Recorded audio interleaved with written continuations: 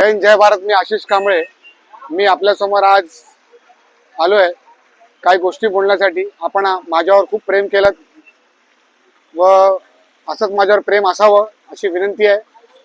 आज मी या CSTच्या सेल्फी पॉइंटवर आहे. इथे महानगरपालिका आयुक्तांचं ऑफिस आहे इकडे. तर मला काही गोष्टी इथे बोलून तुमच्या समोर आणून ठेवायच्या होत्या म्हणून आज इथे आलोय. तर इथे महानगरपालिका आयुक्त आहेत, यांचं ऑफिस आहे. तर या अवतीभोवती आपल्याला कुठेच खड्डे दिसणार नाही. व इथे जो ब्रिज आहे, जो CST पासून तो JJ उतरतो, त्या ब्रिजवरही आपल्याला कुठे खड्डे दिसणार नाही. तर बोलायची गोष्ट अशी आहे, हे मी तुमच्या समोर आणतोय, हा विभाग सोडून, आयुक्तांचा विभाग सोडून पुऱ्या मुंबईभर आपल्याला खड्डे दिसणार, कॉन्क्रीटच्या रोडवर क्रॅक दिसणार. नुकतंच काम केलेलं कॉन्क्रीट, जे कॉन्ट्रॅक्टर काम करतो त्याच्यावरही क्रॅक दिसणार. ते असं का?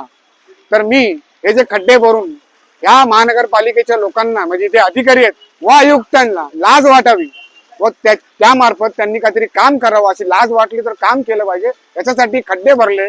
तर मी आपल्याला सर्वांना विनंती करतो, जास्तीत जास्त ह्या गोष्टी शेअर करा सगळ्यांशी, जेणेकरून एक आंदोलन, जसं काही आंदोलन आहे व यांचे डोळे उघडावे, यासाठी आज तुमच्या समोर आलेलो आहे.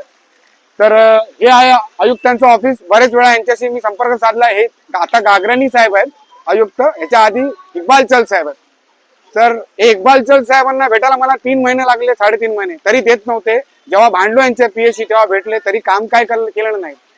आणि दुसरी गोष्ट अशी आहे, जे महानगरपालिकेचे अधिकारी आहेत, भ्रष्टाचार काय आहे, जे खड्डे का होतात, कारण का आयुक्तांचा त्याच्यावर काय अंकुशच नसतो. आयुक्तांना काय कळत नाही काय? रस्त्यातून जातात येतात सगळं दिसतं त्यांना, पण काय करायचं नाही, काय ऍक्शन घ्यायची नाही. ऍक्शन असते ती क्षणिक असते डिपार्टमेंट, आणि ऍक्शन घेणारे पण यांचेच लोक असतात, एक्झिक्युटिव्ह वगैरे, जे या भ्रष्टाचारात मिळालेले असतात. तर आपण सगळ्यांनी आता जागरूक झालं पाहिजे. आणि मी जे काम करतोय याच्यात आपल्याला आपला सहभाग हवा. माझ्यावर असाच तुम्ही मला सपोर्ट करा. जय हिंद जय भारत.